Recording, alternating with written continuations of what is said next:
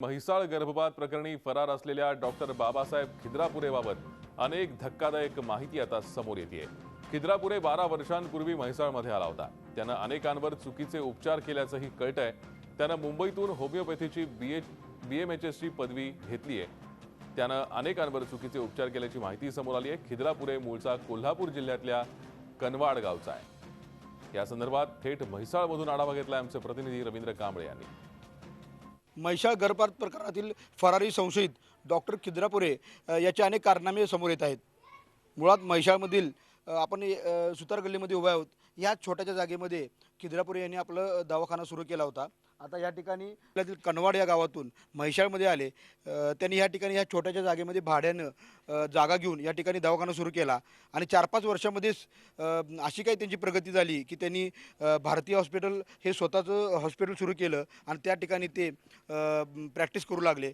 ह्या ठिकाणी त्यांनी त्या दवाखान्यामध्ये शस्त्रक्रिया विभाग अशा सुद्धा ऑपरेशन थिएटर असं सुद्धा त्यांनी सुरू केलं। मुळात ते BHMS असताना सुद्धा बेकायदेशीरपणे ते शस्त्रक्रिया करत होते, गर्भपात करत होते आणि याविषयी अनेक तक्रारी सुद्धा करण्यात आल्या होत्या।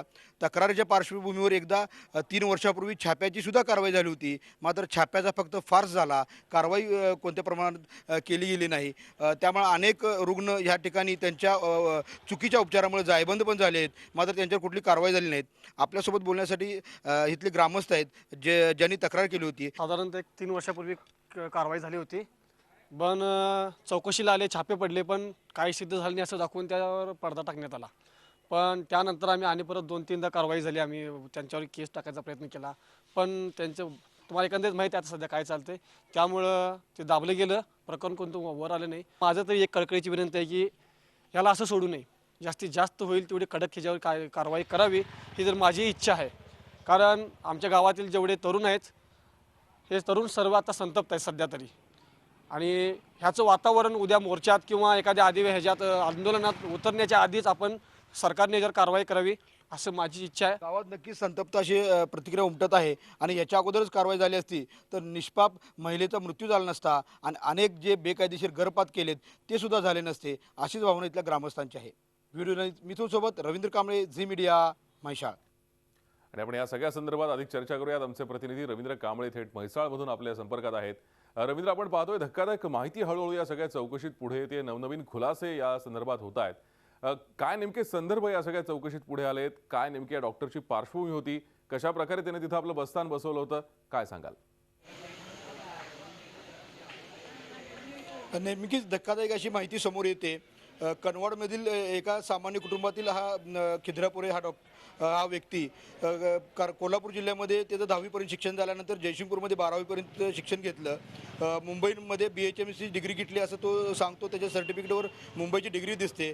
10-12 वर्षापूर्वी म्हैसाळसारख्या एका गावामध्ये येतो आणि इथं आल्यानंतर एका छोट्याशा भाड्याच्या खोलीमध्ये दवाखाना सुरू करतो आणि 4-5 वर्षामध्ये अशी कुठली त्याच्याकडे अशी संपत्ती येते की त्याच गावामध्ये जवळपास 3000 स्क्वेअर फुटाची जागा घेतो आणि मोठा आलिशान असा दवाखाना बनवतो आणि या दवाखान्यामध्ये काळे धंदे त्याने सुरू केले, गर्भपात बेकायदेशीर त्याने केले।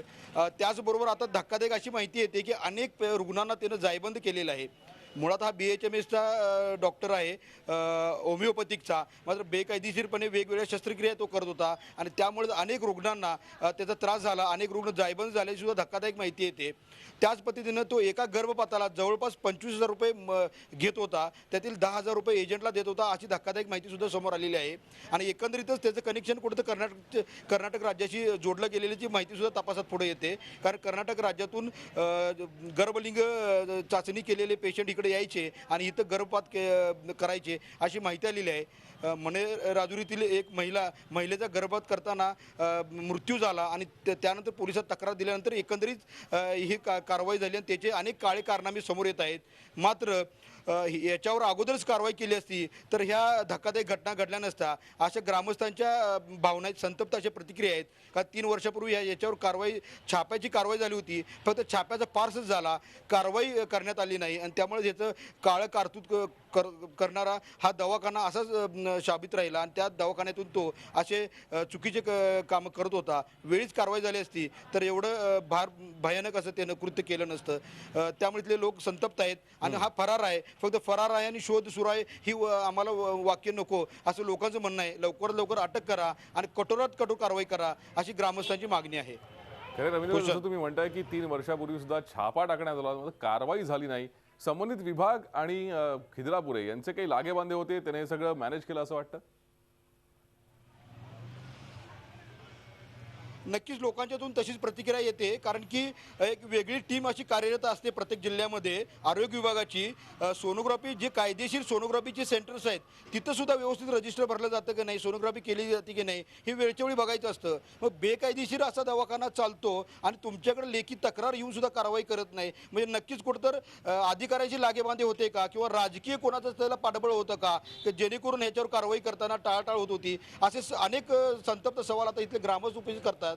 कारण की जर कारवाई वेळीच केली असती तर हा पुढचा अनर्थ टळला असता. त्यामुळे नक्कीच कुठंतरी याचे लागेबांधे हे जोडले गेले आहेत. मग आरोग्य प्रशासन असेल किंवा राजकीय मंडळी असेल असाच सवाल आता उपस्थित होतोय. झी 24 तास रहा एक पाऊल पुढे.